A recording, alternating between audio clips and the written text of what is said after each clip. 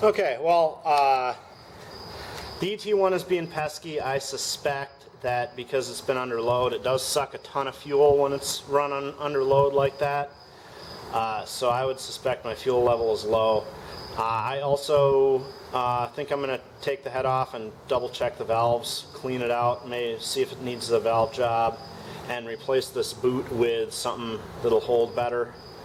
But it's nice, it ran for 4 or 5 minutes under load, and it made enough power for the next part of my little generator project. I think I can wire this box up so that it will generate power to run the other engine's ignition systems, but we'll see how that goes.